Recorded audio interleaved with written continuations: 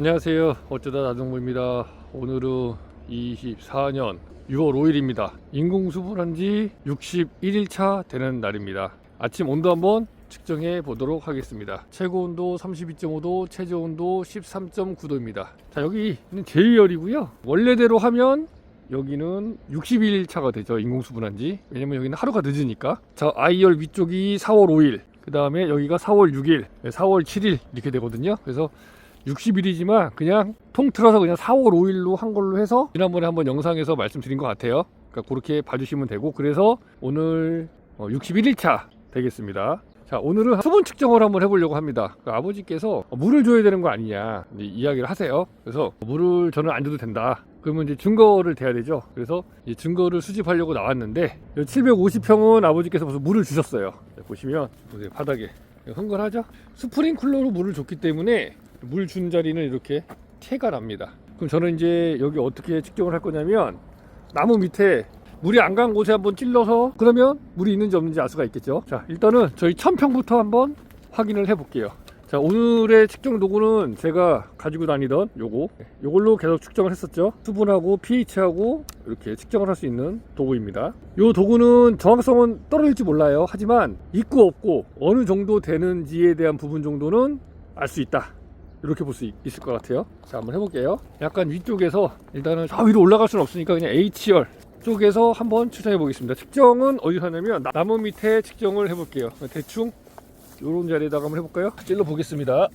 요 길이가 한 15cm 정도 되는데 지금 15cm 깊이 정도까지 측정을 한다 보시면 돼요.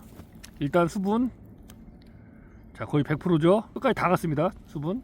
pH는 6.7 정도 되는 것 같아요. 자, 여러분 직접 보세요. 밑에 있는 게 pH예요. 위에 있는 게 수분이고요. 6.5 정도 되겠네요, 지금. 그죠? 지금 비가 온 지가 꽤 됐어요. 자, 여기도 한번 여기 해볼게요. 풀 때문에 안 들어가지는 건지 잘 안 들어가세요. 찔러 넘어가겠습니다. 이 정도? 지금 이 정도면은 거의 한 7cm 정도밖에 안 들어갔을 것 같아요. 많이 안 들어갔습니다. 해볼게요. 자, 위에 물 다 갔죠? pH 6.5 정도 유지를 하고 있습니다. 건너편에 가볼게요. 여기가 지금 I열이었으니까 여기 J열, 햇빛이 좀 있는 데서 해볼까요? 요쯤에 해볼까요? 안 들어가지면은 측정하기가 불편하니까 들어가지는 곳에다가 여기도 볼게요.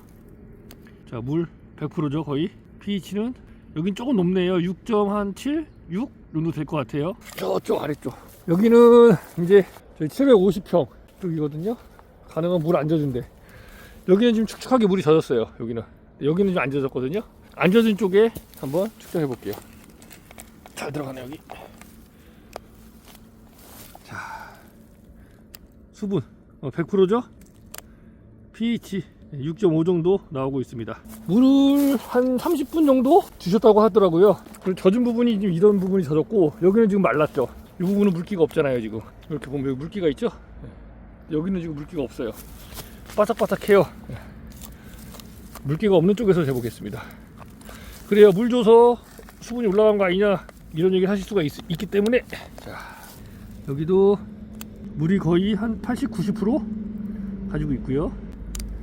pH는 여기 조금 더 높네요. 한 6.8 정도 되는 것 같아요. 자, 그래서 이제 오늘 확인해 본 게 뭐냐면, 여기가 지금 제가 초생 재배를 하고 있죠. 초생 재배를 하고 있는 곳에는 특별하게 물을 주지 않아도 비가 한동안 안 왔었거든요. 그래도 크게 문제가 없다. 만약에 물이 없는 거라면 당연히 물을 줘야겠죠. 근데 물이 있어요. 그럼 줄 필요가 없습니다. 그리고 풀을 키워놨기 때문에 물이 흐르질 않아요. 다 지금 땅속으로 스며들고 있어요. 보시면 물이 고여있는 자리가 없잖아요. 그죠?